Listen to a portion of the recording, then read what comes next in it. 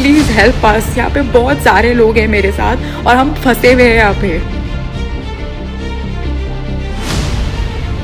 नमस्कार, मैं दुष्टुर उपाध्याय। नेपाल में उग्र प्रदर्शन थमने का नाम नहीं ले रहा है। सेना उतारने के बाद भी प्रदर्शनकारी बेकाबू दिखाई दे रहे हैं। प्रदर्शनकारियों ने पीएम से लेकर डिप्टी पीएम और मंत्रियों से लेकर बड़े बड़े नेताओं के घरों को फूंकने के साथ ही संसद, सचिवालय और सुप्रीम कोर्ट में कैसे आग लगा दी, उसकी तस्वीरें तो आपने देखी होंगी। लेकिन अब जो खबर सामने आई है उसने भारत को हाईलाइट मोड में ला दिया है, क्योंकि अब नेपाल से जो वीडियो सामने आ रहे हैं उसने साफ कर दिया है कि अब यहां भारतीयों की सुरक्षा खतरे में है।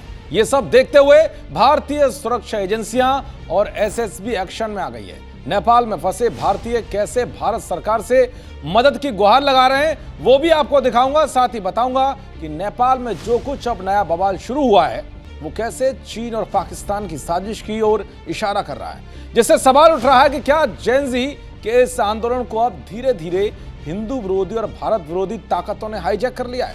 और आखिर में यह भी बताऊंगा कि नेपाल के मौजूदा हालात पर पीएम मोदी कैसे नजर बनाए हुए हैं और हमारी फोर्स कैसे भारत में अशांति फैलाने की कोशिश करने वालों को नेपाल बॉर्डर पर खदेड़ रही है। सबसे पहले बात करते हैं नेपाल के पोखरा से आए उस वीडियो की, जिसमें एक भारतीय महिला मोदी सरकार से मदद की गुहार लगाती दिख रही है। महिला ने दावा किया है कि प्रदर्शनकारियों ने उस होटल में आग लगा दी जहां वो ठहरी हुई थी और उसने किसी तरह से अपनी जान बचाई। मेरा नाम उपासना गिल है और मैं ये वीडियो प्रफुल्ल गर्ग को भेज रही हूँ।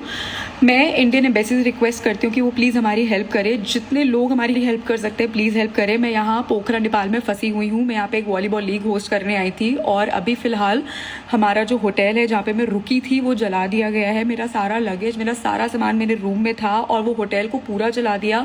मैं स्पा में थी और वहाँ पर पीछे मेरे लोग भाग रहे थे बहुत बड़े डंडे लेके और मैं जैसे जैसे अपनी जान बचा के बस वहाँ से बाहर निकली हूँ। हाथ जोड़ के रिक्वेस्ट है आप सबसे, प्लीज हेल्प अस। यहाँ पे बहुत सारे लोग हैं मेरे साथ और हम फंसे हुए हैं यहाँ पे। अब आप समझ सकते हैं कि कैसे नेपाल में भारतीयों की सुरक्षा खतरे में आ गई है। खासकर भारत के लिए ये चिंता की बात है, क्योंकि अब तक तो इस प्रदर्शन की आग सिर्फ नेपाल की सरकार के खिलाफ भड़कती दिखाई दे रही थी, लेकिन अब ये धीरे धीरे नेपाल में रह रहे भारतीय और बॉर्डर तक पहुंच गई है। एक दिन पहले ही नेपाल से आए आंदोलनकारी आगजनी करते हुए बिहार के गलगलिया सीमा क्षेत्र तक पहुंच गए थे, जिन्हें हमारे एसएसबी जवानों ने खदेड़ दिया था। तो वहीं सैकड़ों खूंखार अपराधी नेपाल की जेल तोड़कर भाग रहे हैं। ऐसे ही 4 कैदियों को आज एसएसबी की टीम ने भारत नेपाल बॉर्डर से गिरफ्तार किया है। ये सब देखते हुए यूपी, बिहार, बंगाल, उत्तराखंड से सटे इलाकों में पुलिस और फोर्स की टीमें अलर्ट कर दी गई हैं। दरअसल भारत और नेपाल की खुली सीमा के चलते अवैध गतिविधियां जैसे हथियार की तस्करी या आतंकी गतिविधियां बढ़ सकती हैं। नेपाल में भारत विरोधी भावनाएं भड़कने का खतरा है, जैसा कि बांग्लादेश में हुआ। भारतीय खुफिया एजेंसियां ये सुनिश्चित कर रही हैं कि कोई बाहरी ताकत जैसे पाकिस्तान या चीन इन प्रदर्शनों का फायदा ना उठा पाए। भारत में कुछ विपक्षी दल, छात्र संगठन और सिविल सोसाइटी समूह नेपाल की घटनाओं से प्रेरित हो सकते हैं। खुफिया एजेंसियां इन समूह पर भी नजर रख रही हैं ताकि भारत में कोई अशांति ना फैले, क्योंकि 31 अगस्त को जनकपुर धाम में गणेश मूर्ति विसर्जन यात्रा के दौरान कुछ कट्टरपंथियों ने भक्तों पर लाठी और पत्थरों से हमला कर दिया था। भारत सरकार और खुफिया एजेंसियां नेपाल की स्थिति को लेकर बहुत सतर्क है। बलरामपुर और बहराइच जैसे सीमावर्ती इलाकों में एसएसबी और पुलिस की गश्त बढ़ा दी गई है। ड्रोन और सीसीटीवी से निगरानी की जा रही है। भारत ये सुनिश्चित करना चाहता है कि नेपाल की अशांति का असर उसकी सुरक्षा और स्थिरता पर ना पड़े।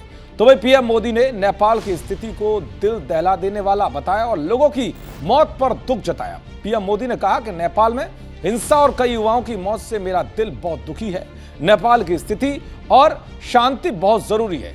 मैं सभी से शांति और व्यवस्था बनाए रखने की अपील करता हूं। उधर विदेश मंत्रालय ने भारतीय नागरिकों के लिए एक एडवाइजरी जारी की है, जिसमें कहा गया है कि नेपाल की यात्रा टालें और वहां मौजूद लोग घरों में रहें। इसके अलावा भारतीय दूतावास ने नेपाल में रह रहे लोगों के लिए हेल्पलाइन नंबर भी जारी किए हैं। कुल मिलाकर नेपाल की हिंसा की आग का असर भारत पर ना पड़े, इसके लिए भारत पूरी तरह से सतर्क दिखाई दे रहा है। देखते रहिए जी न्यूज़। नमस्कार।